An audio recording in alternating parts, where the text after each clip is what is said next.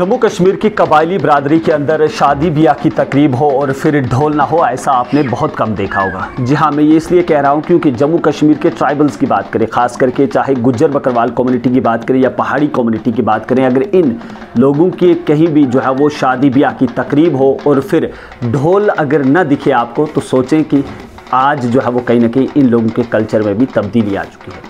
मैं ये अल्फाज इसलिए कह रहा हूँ क्योंकि जब भी कबायलियों के अंदर जो है वो शादी ब्याह की तकरीब होती है, एक चीज़ अक्सर हमने देखी है कि वहाँ पर ढोल जो है वो अक्सर बजाए जाते हैं।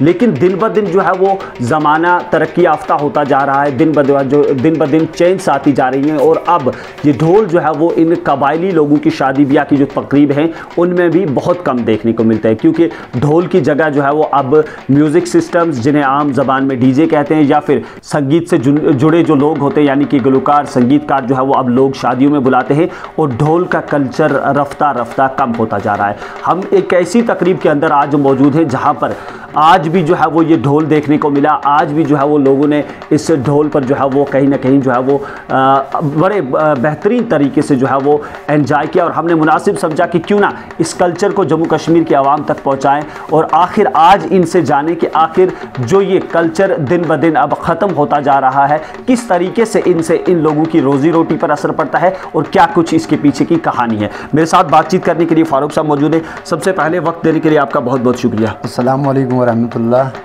फारूक साहब, मुझे बताइए कितने सालों से ये ढोल बजाने का काम कर रहे हैं, कब से, किस से सीखा था और किस तरीके से शौक़ पड़ा था कि मुझे ढोल बजाना है? जी, हमारे वालिद साहब थे इंशाल्लाह, और उसके फादर जो थे, हमारा ये पहले से कल्चर है। मैंने डैडी से सीखा है।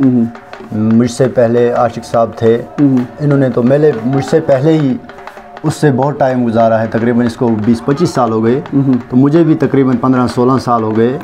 लेकिन मेरे जहन में आया था, बाद में डैडी ने बहुत कोशिश की तो मुझे सिखाने की, अल्लाह का शुक्र है। लेकिन डैडी जो है उसका नाम है मोहम्मद असदुल्लाह मल्ला, बरंदुब के रहने वाले हैं, बहुत जाने पहचाने, बहुत मशहूर हैं हर जगह, जम्मू में किसी भी जगह आज भी। तो ऐसे इंशाल्लाह उसके जो बहुत उसने अपना नाम कमाया है इसमें। आज भी बुज़ुर्ग है तो आज भी ऐसी बात नहीं कि उसके सामने कोई ढोल बजाए, या जितना उसके पास मौजूद है, इसका फ़न बहुत ज़्यादा मौजूद है उसके पास। तो जहाँ तक अभी मैं उसका बेटा होकर भी अभी मुझे भी बहुत कोशिश करनी पड़ेगी। मुझे बताइएगा कि दिन ब दिन अब जम्मू कश्मीर की अगर बात करें तो ढोल का जो कल्चर है वो ख़त्म होता जा रहा है, लोग अब कम बुलाते हैं शादियों में। किस तरीके से, कितना असर पड़ता है आप लोगों की रोज़ी रोटी पे इस चीज़ से? जी, बहुत ज़्यादा असर पड़ता है इससे, बहुत ज़्यादा असर पड़ गया इससे। क्यों, बहुत अच्छा लगता था जब शादी में जाते थे, हंसते खेलते नाचते थे, बहुत ही अच्छा लगता था इसमें। तो बहुत असर पड़ गया अब डीजे वगैरह, लेकिन अब लोग समझते हैं डीजे, लेकिन ये तो बहुत अच्छा कल्चर था हमें पहले से, इसमें तो कोई अलग ही मज़ा था। तो अब इसमें हमें बहुत प्रॉब्लम हो गई इसमें। किन किन इलाकों में गए हैं आज तक इस ढोल के सिलसिले में? बहुत जगह गए हैं, जैसे उड़ी में गए हैं, रफियाबाद तो हम रहते हैं इंशाल्लाह, वहाँ तो अपना इलाका है हमको। जम्मू कश्मीर में जाते हैं, बांडीपुरा जाते हैं, हर जगह जाते हैं, जहाँ हमें बुलाया जाए हम जाते हैं। कितना वक्त लगता है एक ढोल के तैयार हो जाने में? ये जो आपके हाथ में कितने वक्त में ये तैयार होता है, क्या कीमत होती है इसकी, क्या? आज ये बहुत मुश्किल है, आज बनना ये मुश्किल है, लेकिन ये बहुत पुराने हैं। जैसे मैंने पहले ही अर्ज़ किया कि मेरे डैडी जो उसका फादर थे, उसका भी हमारे पास अभी ढोल मौजूद है। तो ये डैडी ने लाया, लेकिन पुराना, आज नया वैसा नहीं रहता है जैसा पुराना होता है, वो निकला हुआ अच्छा होता है, आज नया बहुत मुश्किल होता है। हमने सुना है कि जो ढोल वाले होते हैं वो ढोल ही की भाषा में, इसी ज़बान में आपस में भी जो है कभी बातचीत कर लेते हैं, एक दूसरे साथी को जो है वो कुछ इशारा दे देते हैं। क्या होता है वो चीज़ें, क्या वाकई में ऐसा होता भी है या सिर्फ बोलने की बातें हैं? जी देखो, अर्ज़ है, आज तो आम आदमियों ने भी ढोल लिया है, लेकिन आम आदमी की बात ये नहीं है। जैसे किसी जगह हम चलते थे दूल्हा लेके, फिर ज़ियारत आते थे जिसको हम अस्ताना बोलते थे, तो वहाँ पे हम ढोल में ही सलाम करते थे। जैसे हम एक दूसरे से मुलाकात करते थे ढोल में ही, फिर हम चुप होते थे।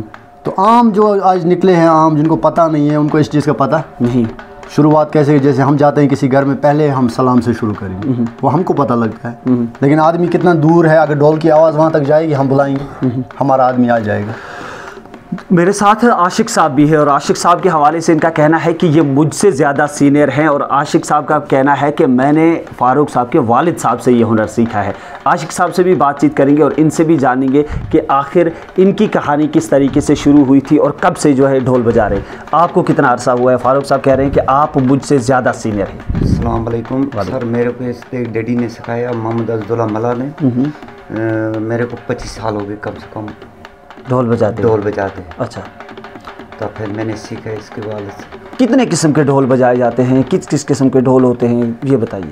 सर ढोल तो 360 किस्म की लकड़ में बजाते हैं इसमें। अच्छा, एक किस्म वो है सर जो पुराने बुजुर्ग पछानेंगे, आज की जनरेशन वो पछानेगी नहीं, वो अलग किस्म है। वो हम अगर आप बोलोगे तो हम बजा के दिखाएंगे। ठीक जी। और उसके अलावा 360 लकड़, 360, हाँ 360 पंजाबी,